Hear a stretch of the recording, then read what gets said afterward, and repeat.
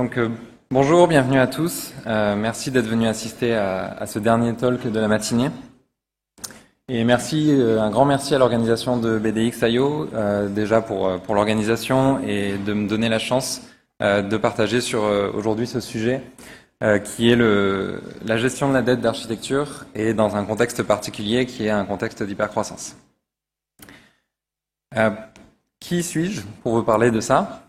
Donc je m'appelle Cyril. Dans le côté personnel, j'ai 33 ans, j'habite à Bordeaux, je suis heureux papa d'une petite fille. Et dans le côté professionnel, donc je suis architecte chez ManoMano dans une équipe de 6 architectes. Et vous pouvez me retrouver sur Internet, sur mon blog ou en cherchant mon pseudo sur GitHub, Twitter, etc. Donc ManoMano, pour vous expliquer un petit peu l'entreprise, c'est une marketplace de bricolage et de jardinage et c'est le leader européen dans ce marché. C'est une ancienne start-up qui s'est transformée en scale-up et qui aujourd'hui est une licorne, donc qui a énormément évolué. Et donc mon expérience dans cette société traverse 3-4 années depuis 2019 et la société a énormément évolué. Par exemple, dans les équipes techniques, on est passé à peu près de 200 personnes à 500 personnes en 3 ans. On a ouvert 8 nouveaux marchés sur 6 pays dans lesquels on était déjà implanté ou on s'est implanté. Et donc cette hyper-croissance en termes de business a aussi naturellement créé de la dette technique pour nous permettre finalement d'être toujours concurrentiel sur le marché et d'accélérer pour délivrer rapidement certaines fonctionnalités, certains services pour augmenter notre business. Donc aujourd'hui, je vais vous parler de dette technique et plus particulièrement de dette d'architecture. Ensuite, on verra quelle est la théorie et quelles sont les bonnes pratiques pour la manager. Et enfin, je vous expliquerai comment chez ManoMano on a abordé ce sujet et comment on essaie de le gérer aujourd'hui. Avant de vous parler de dette d'architecture, j'ai besoin de vous parler de dette technique et d'introduire ce concept. Donc, c'est un concept de développement logiciel qui a été inventé en 1992 par Warren Cunningham. Donc, si vous ne connaissez pas ce monsieur, dans le monde de l'informatique, c'est quelqu'un qui a créé le concept de wiki, qui a co-créé l'extreme programming et qui a aussi participé à la rédaction du manifesto agile, donc une pointure. Et en 1992, il a créé ce concept-là, concept qui sera adopté 10 ans plus tard, le temps que les gens comprennent ce que c'est et se rendent compte qu'ils en ont tous.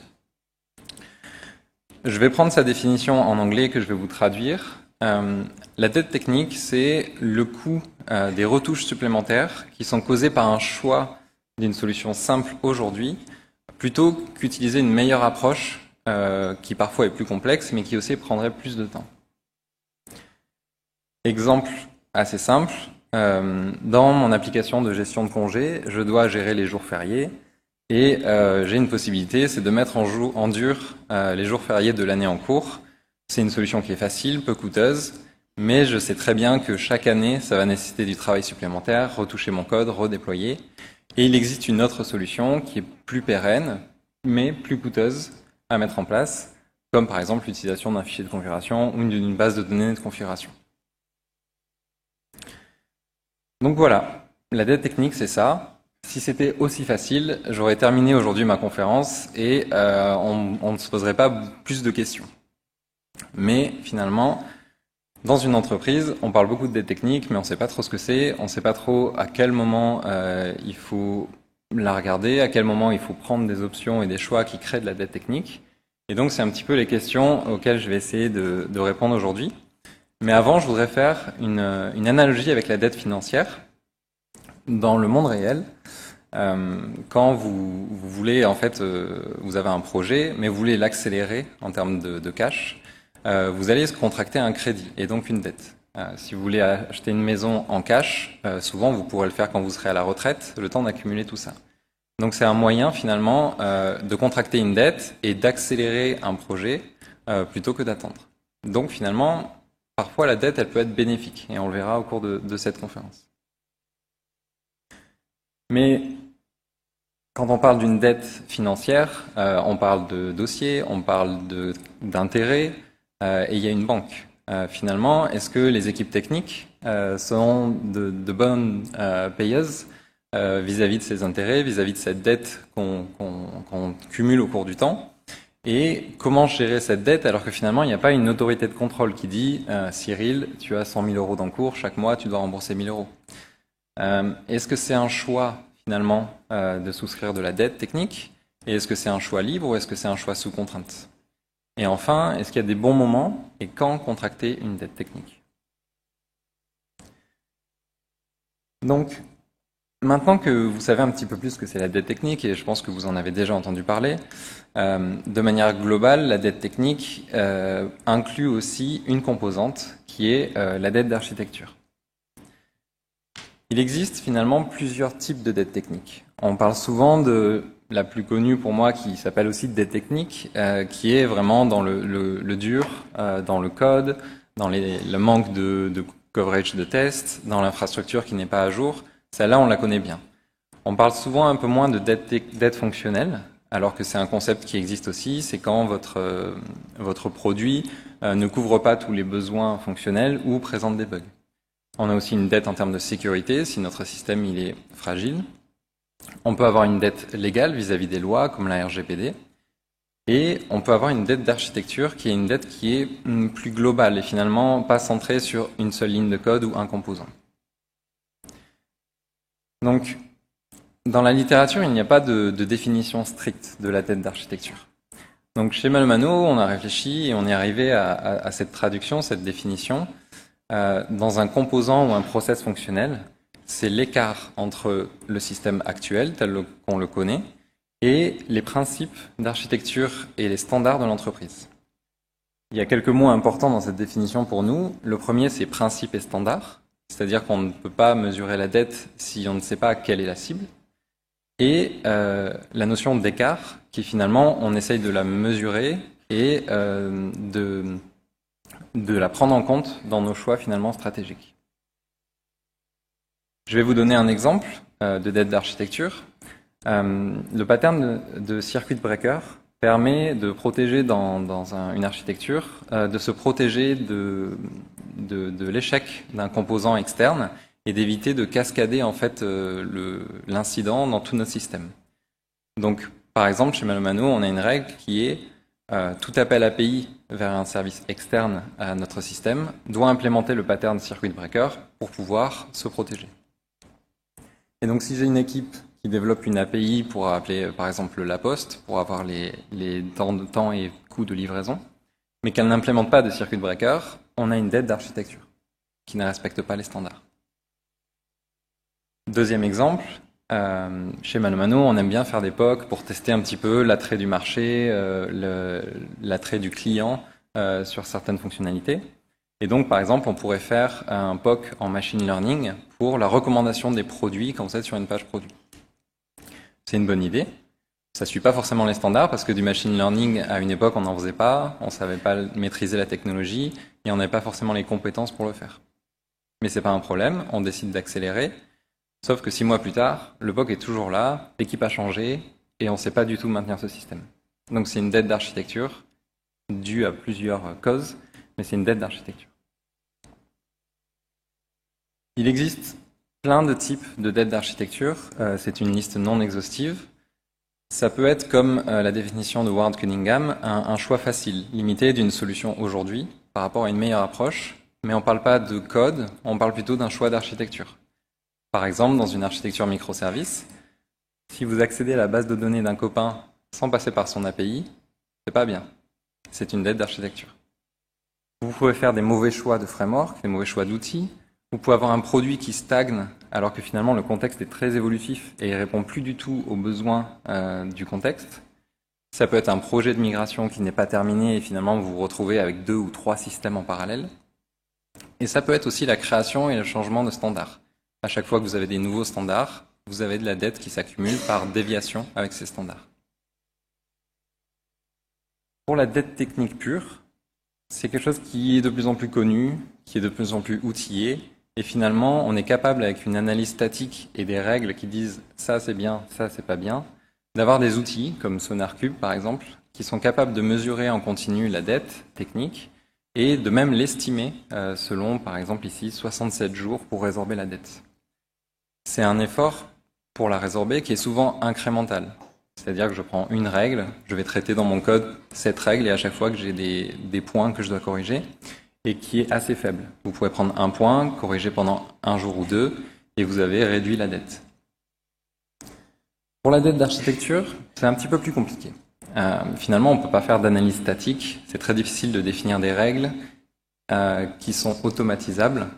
Il y a des outils qui essayent de le faire, comme Arcane par exemple, ou SonarGraph, qui sont capables sur des points particuliers de détecter des problèmes d'architecture et de dette d'architecture, mais souvent ils sont immatures, difficiles à prendre en main et ils sont considérés inutiles par les gens qui les utilisent. C'est aussi très difficile de quantifier l'impact, de prioriser, et en fait on ne sait jamais par où commencer. Avant de rentrer un peu plus dans le détail du management, j'aimerais revenir sur les causes et les conséquences de cette dette d'architecture. Et là, je me suis inspiré de tout ce qui est littérature et articles sur quelles sont les causes principales de la dette d'architecture.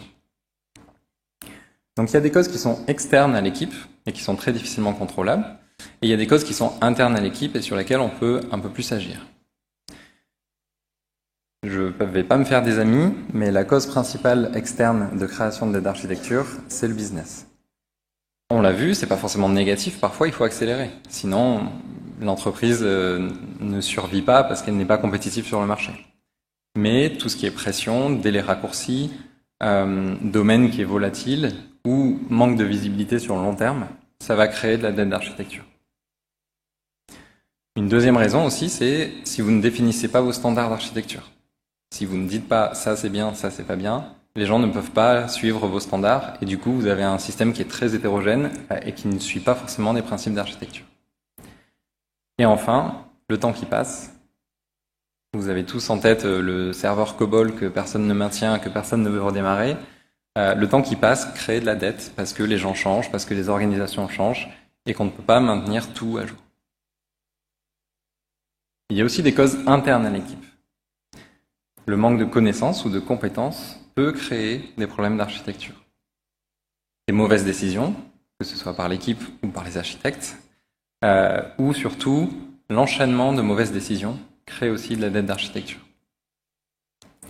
Et enfin, le manque d'anticipation.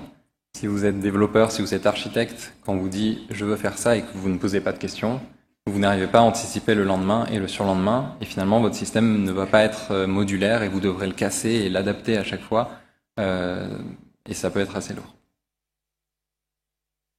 Et la dernière cause aussi de création de dette, c'est les facteurs humains. Vous avez tous quelqu'un dans votre équipe qui est très têtu et qui n'a pas envie de suivre les standards et qui va utiliser un autre langage pour faire le développement. On les connaît et c'est des facteurs de création de dette aussi. Attention, la dette n'est pas forcément volontaire. Parfois c'est des choix, on veut aller vite, on gère ça plus tard, on fait un choix de ne pas suivre le standard. Parfois c'est aussi involontaire, par manque d'expérience, par manque de standards, par manque de connaissance du futur. Donc il ne faut pas forcément incriminer les gens quand il y a de la dette, ça peut être aussi involontaire.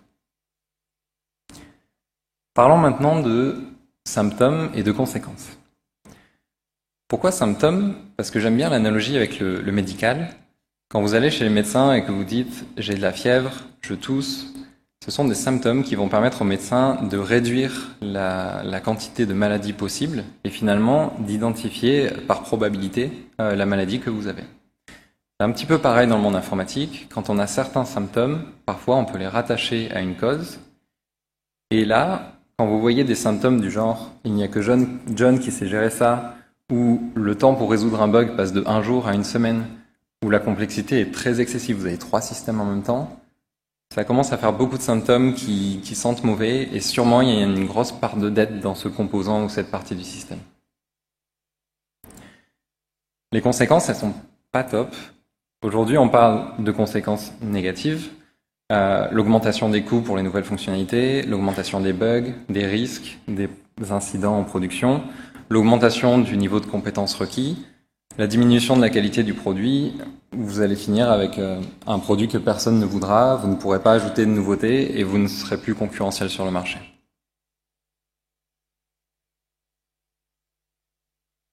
Ok. J'espère que vous êtes convaincus que la dette d'architecture, c'est pas forcément bon ou mauvais, mais il faut la gérer. Voyons maintenant les fondements théoriques de sa gestion et aussi quelques bonnes pratiques qu'on met en place chez Malmano, mais que vous pouvez mettre en place dès lundi dans vos entreprises.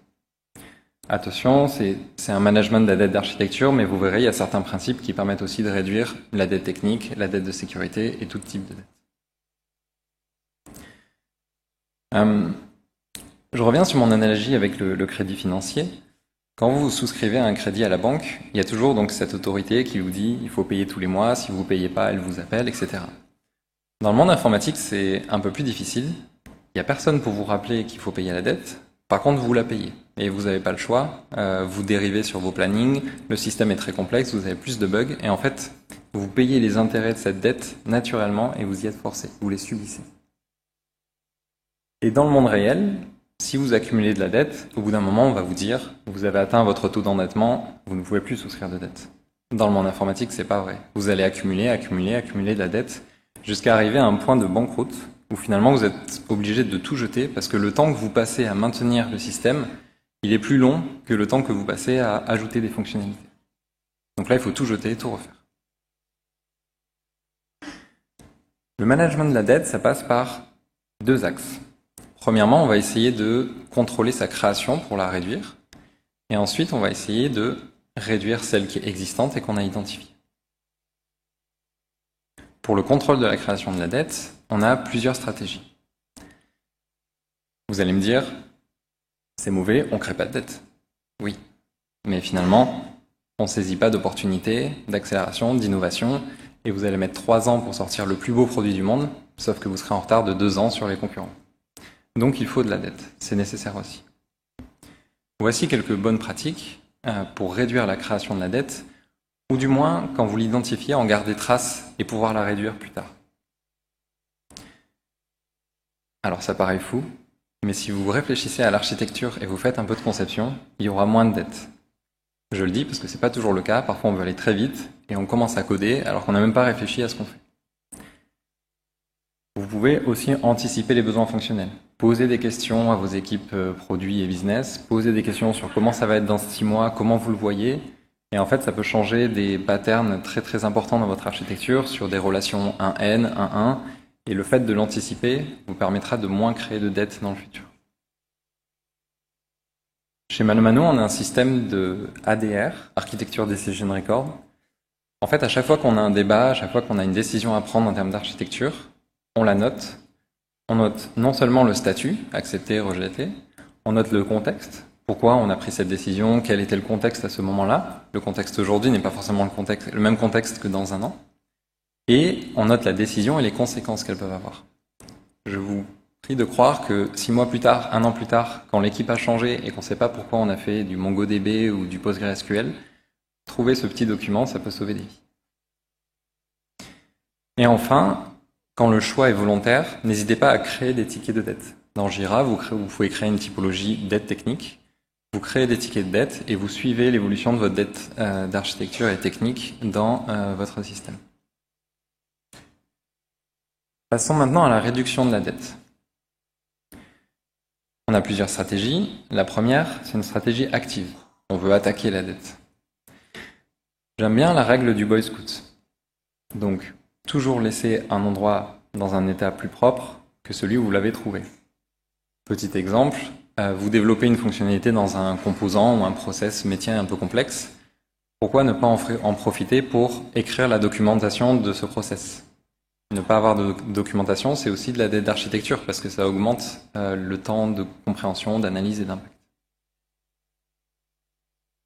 Allouez 20% de votre temps de chaque sprint pour attaquer la dette technique, mais aussi attaquer la dette d'architecture. Revoir où est-ce qu'il y a des petits points de contact avec d'autres équipes qui ne fonctionnent pas, revoir la documentation, revoir les déviations avec les standards.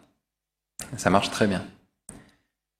Et si vous ne le faisiez pas déjà, investir encore plus de temps dans le design d'architecture, mais pour aussi corriger cette dette. Ensuite, on peut plutôt avoir une posture réactive. J'ai de la dette, j'en subis les conséquences et je vais essayer de la résorber. Vous pouvez avoir de la correction opportuniste. Il y a un nouveau gros projet dans votre système, vous savez que vous allez y passer 2 mois, 3 mois, 6 mois, même si c'est en agile. Pourquoi pas inclure une petite partie de correction de cette dette d'architecture et du coup augmenter un petit peu les estimations pour en profiter pour nettoyer le système. Vous avez aussi la méthode un peu plus difficile, c'est je gèle mes nouvelles fonctionnalités. Je vais voir mes équipes produits et je leur dis c'est tellement le bazar qu'il me faut 3 mois avec 2 équipes pour tout corriger et ensuite on pourra reprendre les fonctionnalités. C'est un peu un point de crise, mais parfois c'est nécessaire. Et enfin, quand vous changez d'un langage à un autre, par exemple chez ManoMano, on a subi une grosse transformation de PHP vers d'autres langages, il y a des systèmes qui ont été entièrement réécrits, et donc c'est une bonne opportunité pour mettre les choses à plat, re-suivre les standards, et du coup réduire cette dette d'architecture. Ici, vous avez un exemple avec 2 équipes qui gèrent la dette de manière différente. En rouge, vous avez à chaque fois qu'on crée un ticket de dette, en vert à chaque fois qu'on le résout. Et donc à gauche, vous avez une équipe qui travaille de manière un peu réactive avec des temps de crise. On accumule de la dette, il y en a trop, on fait un sprint de correction. Et sur la droite, vous avez une équipe qui intègre dans chacun de ces sprints 20% de temps et qui résorbe la dette au fur et à mesure pour en avoir quasiment pas. La dernière stratégie que j'aime bien, c'est la stratégie passive. J'ai de la dette dans un coin, par contre, je sais que cette partie du système ne va pas trop évoluer et finalement le rapport entre le coût à investir par rapport aux petits risques n'est pas assez intéressant pour que je m'occupe de cette dette. Donc je l'ai identifiée, je l'ai caractérisée, mais je la délaisse parce que finalement ça me coûte trop cher de la résorber.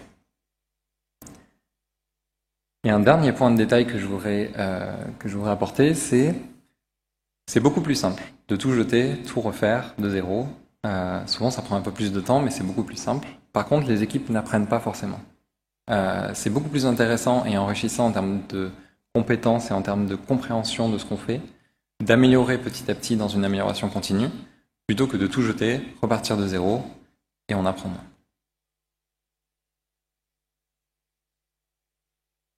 Ok, donc on sait ce que c'est la dette technique, la dette d'architecture, les causes et les conséquences, on sait à peu près comment la manager en théorie, comment on fait chez nous.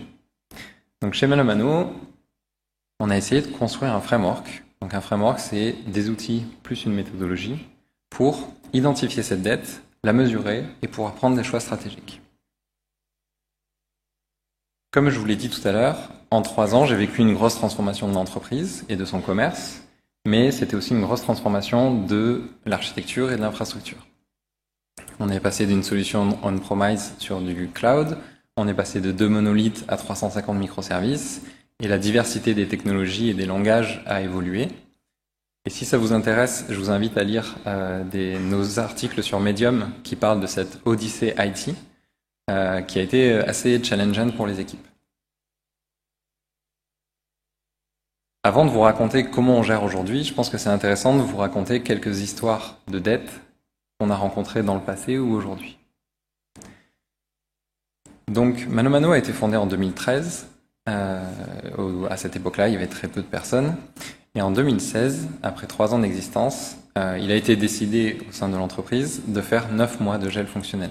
Donc de dire, on n'ajoute aucune fonctionnalité, il faut qu'on refasse tout notre système. Et donc il y a 10 développeurs qui ont travaillé pour passer d'un PHP vite fait, sans test, à une solution plus propre, avec un framework Symfony, avec des standards beaucoup plus forts. Donc c'est une solution. Le business l'a compris, mais on veut éviter ça aujourd'hui. Un autre exemple, il y a 2 ans, on a lancé un service pour les marchands, sauf que la facturation de ce service-là, on le faisait à la main, dans un Google Sheet, parce que finalement, le coût d'automatiser la facture, alors qu'on n'avait pas encore testé l'attrait du marché et qu'on avait un retour d'investissement assez faible sur le fait d'automatiser la facture, nous a dit, on prend un choix de créer cette dette pour aller plus vite. Et 3 ans plus tard, ce système, il tourne toujours, mais il atteint ses limites. Je ne sais pas si vous le saviez, mais dans Google Sheet, on peut avoir que 5 millions de cellules. Donc quand vous avez des millions et des millions de commandes, ça passe plus. Donc notre CTO, voyant un petit peu tout ça, dit « C'est bizarre, j'ai l'impression qu'on a beaucoup de dettes techniques, d'architecture, je la vois pas et j'ai l'impression qu'elles s'accumulent et qu'elles nous coûtent. Équipe d'architectes, comment vous faites ?» Donc, on se pose entre nous, on étudie un petit peu l'état de l'art.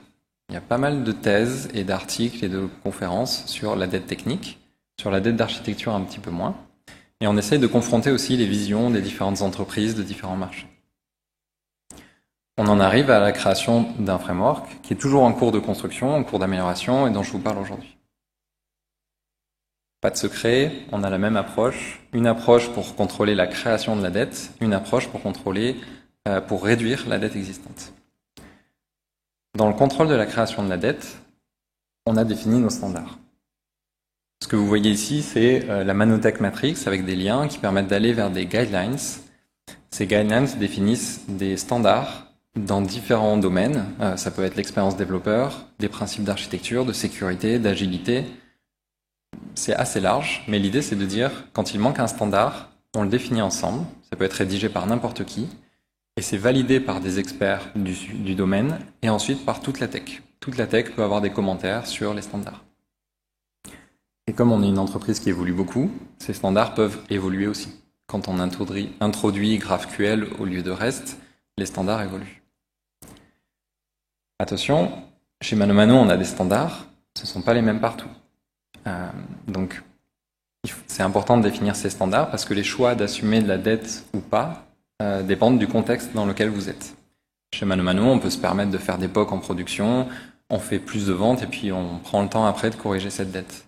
Chez Airbus, si vous ne suivez pas les standards, votre avion il décollera pas et les impacts financiers et physiques sont beaucoup plus importants.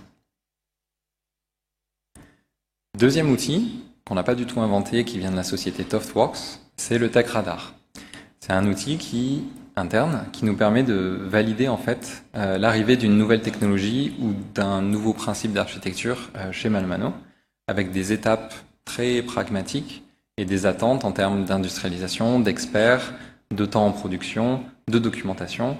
Et ça permet finalement d'empêcher qu'il y ait des nouvelles technologies qui arrivent au sein de l'entreprise et qu'on ait un système très hétérogène avec beaucoup de dettes d'architecture et des composants qu'on ne sait plus maîtriser. Passons maintenant à la réduction de la dette existante. Quand on a expliqué à nos CTO qu'on aurait toujours de la dette et qu'on pouvait pas, c'était irréaliste, qu'on arriverait à zéro, au début il n'a pas compris, et en fait on lui a expliqué que c'était nécessaire et qu'il valait mieux l'identifier et la contrôler et même prendre des choix comme la délaisser ou la résorber. Donc l'idée c'est de contrôler la dette en la réduisant, mais pour l'améliorer il faut pouvoir la mesurer, et donc c'est pour ça qu'on a essayé de mettre des choses en place.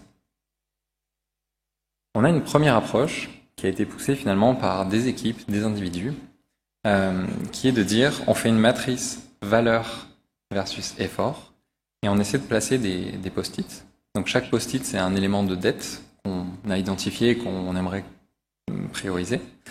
Et donc s'il a une haute valeur pour l'entreprise et que finalement l'effort est faible, on le met à gauche, on va le faire tout de suite en haut à gauche.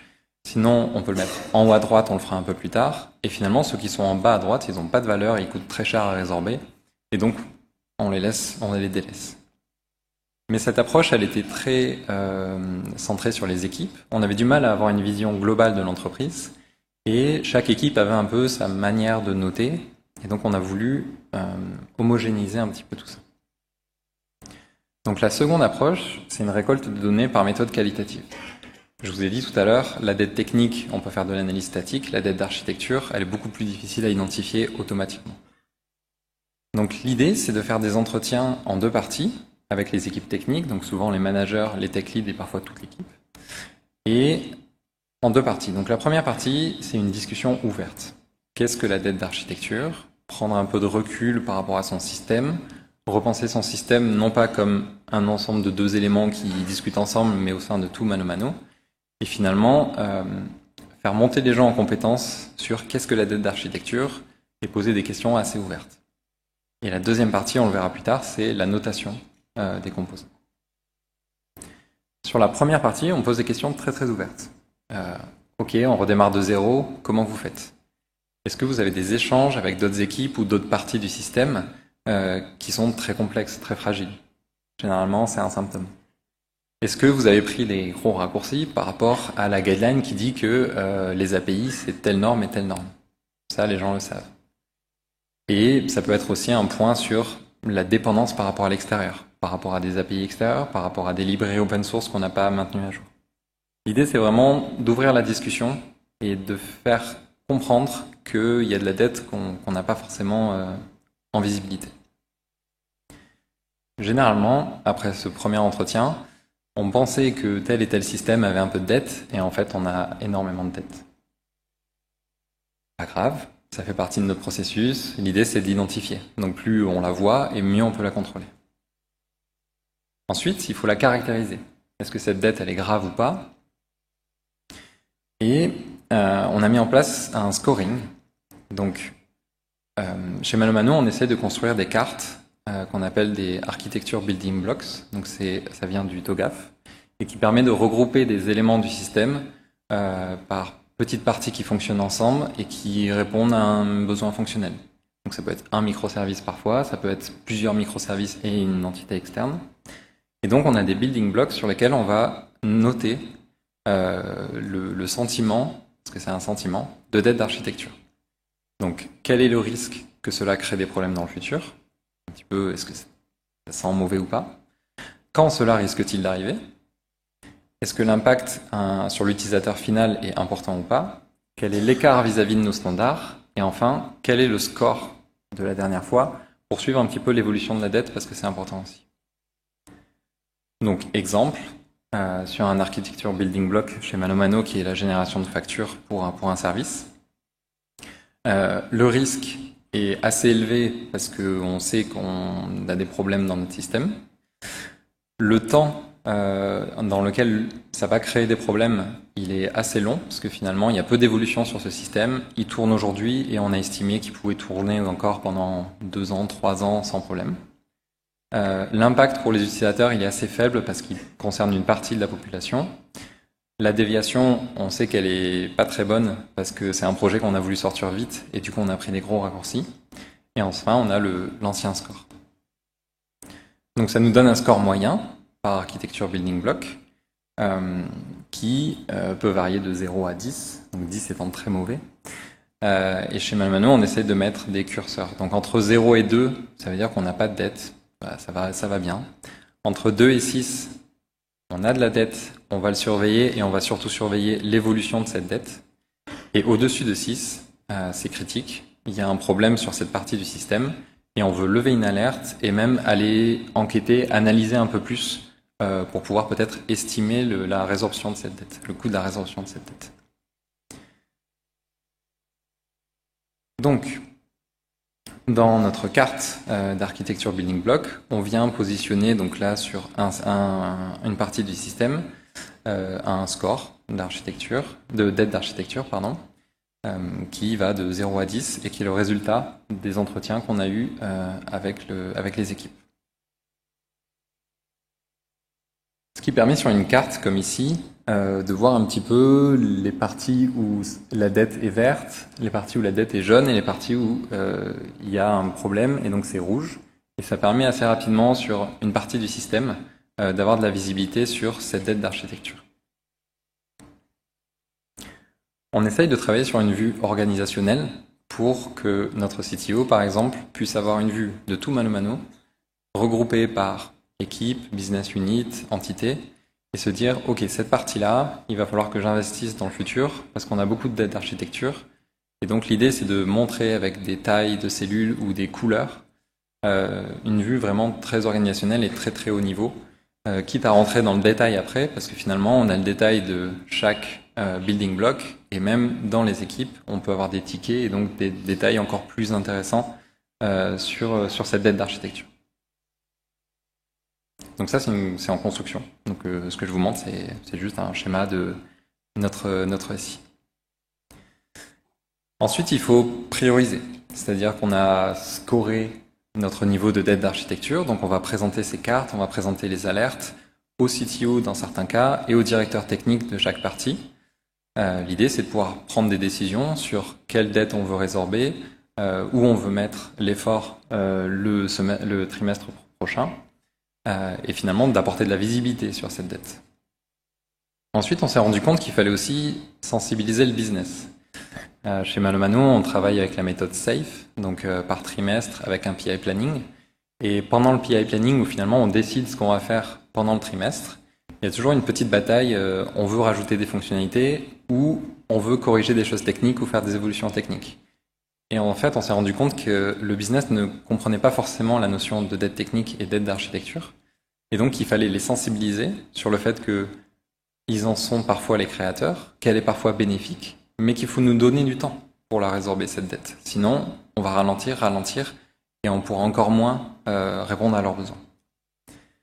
Une fois que certains éléments ont été choisis pour être résorbés, parce qu'on veut une stratégie active ou réactive surtout, on va segmenter les tâches de résorption de dette par petits morceaux. Comme dans l'agilité, si une tâche est trop grosse à estimer, finalement, on la découpe en petits morceaux et on essaie d'y aller petit à petit en corrigeant la dette par rapport à un standard, en corrigeant la dette par rapport à 2 composants, puis après à un seul composant. Voilà, on le découpe pour pouvoir l'estimer et finalement le planifier dans notre trimestre. Et ce travail-là, l'idée c'est de le faire chaque trimestre, de collecter cette dette et finalement d'avoir des indicateurs sur l'augmentation, la diminution de la dette et un peu l'état de notre système dans le temps. L'idée, c'est de le partager avec le business aussi et de dire que si la dette est trop importante, peut-être que cette partie du système-là, il faut prendre un petit peu de temps pour la nettoyer. On ne parle pas forcément de gel, mais on parle d'un effort supplémentaire pour résorber la dette. Dans le monde réel, vous avez cette capacité d'endettement qui est à 35%. Les banques, normalement, ne respectent cette règle. On pourrait avoir un peu le même système chez Malomano en disant si un composant a plus de 6 ou 7 de score de dette, alors il y a une alerte, on discute avec le business et en fait on réduit la capacité à faire de nouvelles fonctionnalités. Donc c'est un framework qui est en cours de construction, qui est en cours de mise en place, de test, et donc j'aurai beaucoup plus de retours d'expérience dans 6 mois, dans 1 an, mais on en a déjà reconnu certains. Donc notre CTO pensait que la dette technique et la dette d'architecture étaient mauvaises. Et en fait, elle ne l'est pas toujours. Elle est nécessaire, surtout dans un contexte d'hypercroissance comme Malomano, où on veut lancer beaucoup de produits chaque année, beaucoup de nouveaux services. Donc il faut un peu casser cette idée-là. Combattre les idées reçues sur la cause de la dette, elle est toujours volontaire, ce genre de choses. Arrêter de tout mettre sous le tapis, dette technique, dette d'architecture. Finalement, on met tout sous le tapis, on ne sait pas ce qu'il y a vraiment dessous. Et le but de notre framework, c'est justement de dire, ok, on a de la dette, mais on la contrôle, on la maîtrise. On sait où elle est, on sait pourquoi celle-là on l'a délaissée et pourquoi celle-là on est en train de la résorber. Sur les critères de score, ils sont inspirés de différents articles, inspirés de discussions qu'on a eues entre nous. Ils peuvent être amenés à évoluer s'ils ne sont pas assez pragmatiques pour les équipes ou s'ils sont trop compliqués à maintenir de manière pérenne dans le temps et que c'est pas assez facile à utiliser.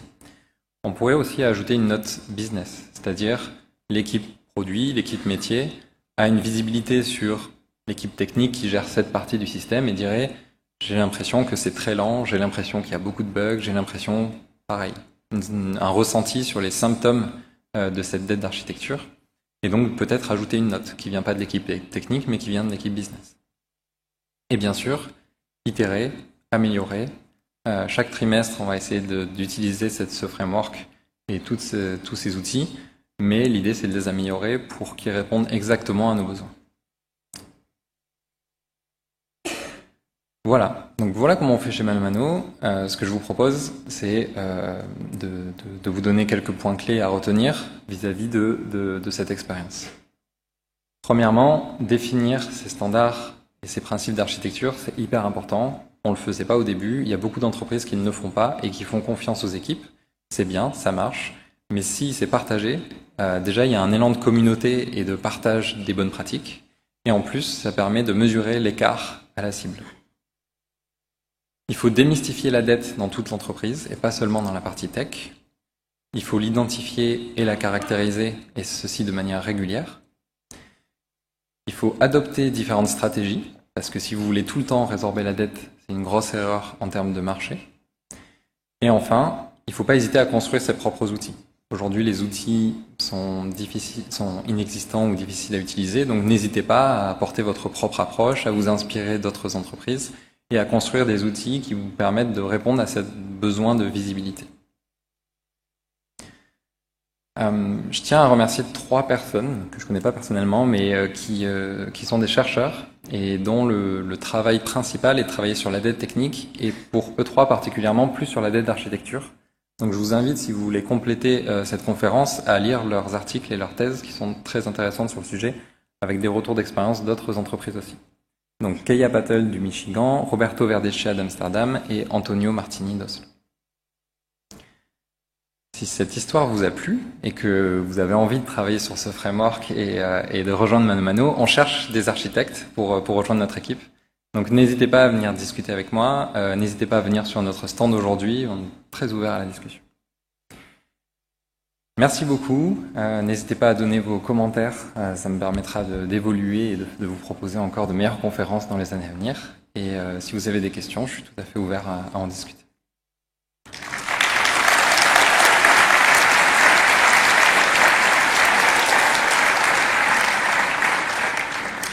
On a 5 minutes pour les questions.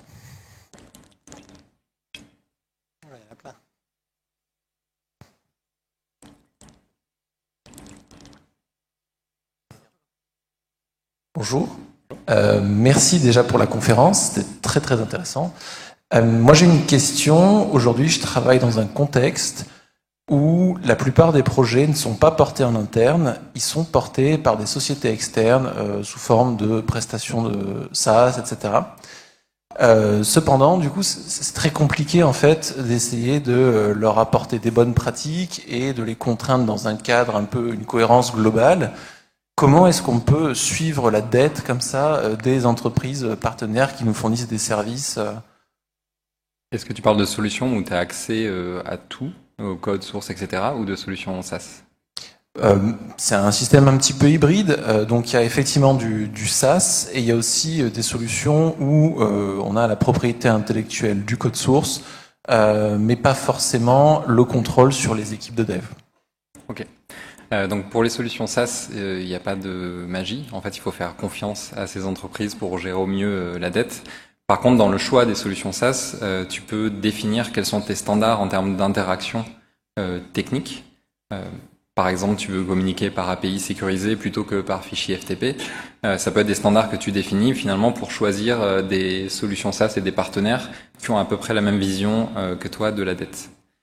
Ça, c'est pour les solutions SaaS. Pour les solutions qui sont développées en externe ou par des prestataires internes, mais où tu n'as pas énormément de contrôle sur la qualité du code, pareil, définir tes standards et dire, en fait, on acceptera la livraison de ce produit-là que si ça respecte ces standards-là, que ce soit standard d'architecture, donc on veut que vous livriez des microservices qui ont une seule responsabilité, on veut que vous fassiez de l'event-driven architecture, et ça se ressent dans le livrable. Ça demandera un temps d'analyse de votre côté parce que c'est de l'analyse subjective et humaine.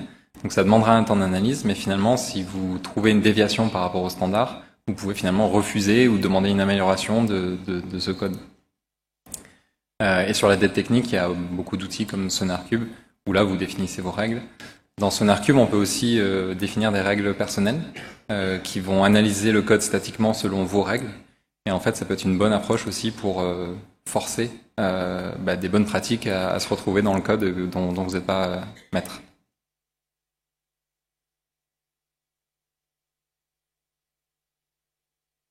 Bonjour déjà, merci beaucoup pour cette conf qui est un très bel effort de vulgarisation et d'humilité, je pense, par rapport à ce qui est fait derrière. J'avais une question surtout par rapport aux standards. Donc on a bien compris que cette mesure des standards et le questionnaire, l'entretien menait à savoir si on suivait les standards. Et j'ai senti qu'il y avait aussi l'idée de le standard est peut-être mal suivi, mais aussi mal défini. Est-ce que vous arrivez à faire une rétroaction justement de ce benchmark sur le changement des standards déjà avec votre cadre? Alors non, mais c'est une très bonne idée. Effectivement, il y a des moments où dans certaines équipes, on nous dit oui, là, on n'a pas suivi le standard, mais en fait, on n'est pas d'accord avec le standard et on pense que ça apporte ça, ça, ça, et parfois ils ont raison. Ce qui est difficile, c'est d'avoir des standards qui sont communs à tout le monde, et parfois c'est intéressant d'écouter ces retours-là, justement pour faire évoluer les standards. Je prends un exemple, en fait, sur les API, on avait défini qu'on voulait utiliser des timestamps dans les payloads JSON. Donc c'est défini par toute la communauté, validé même s'il y a eu des gros débats. Et après 2 ans, on a eu tellement de retours sur le fait qu'on ne veut pas suivre ce standard, on n'y arrive pas, qu'on a changé d'avis et on est passé sur des normes ISO 8601 qui rendent beaucoup plus lisibles par exemple et pour les tests et pour le côté fonctionnel. Donc ça nous est déjà arrivé dans le passé de revoir nos standards et on est très ouvert à les faire évoluer. Comme j'ai dit, nos équipes techniques sont de plus en plus compétentes. Notre marché évolue, les technologies évoluent. Par contre, dans la construction de ce framework et dans les entretiens, on n'en a pas forcément tenu compte comme une question précise, mais c'est une bonne idée. Merci. Dernière question.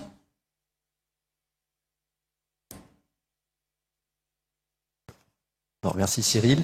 Ma question elle est plus sur les outils. Est-ce que, donc tu nous as dit que c'était assez récent chez ManoMano, est-ce que vous allez peut-être publier ce framework quelque part et mettre à disposition les outils, genre les scorecards pour pouvoir itérer dessus, les tester aussi? Je ne sais pas. Ça serait une bonne idée. Sur les outils, il y a un outil dont j'ai pas parlé qui s'appelle Radiologist, qui permet en fait un petit peu comme SonarCube de mettre en place des règles qui correspondent à nos standards et qui viennent non pas sourcer uniquement le code, mais aussi toute l'infrastructure. Et donc qui peuvent détecter des problèmes d'architecture sur un service accède à une autre base de données par exemple. Et donc cet outil, faut que j'en parle avec les personnes, mais je pense qu'il y a une volonté un petit peu de le montrer et peut-être de l'open sourcer. Donc celui-là, pourquoi pas. Sur le framework de scoring et la méthodologie, je pense qu'on n'est pas assez mature aujourd'hui. On a besoin d'un peu plus de travail. Et je ne sais pas si c'est la volonté de l'entreprise ou pas. Merci à tous.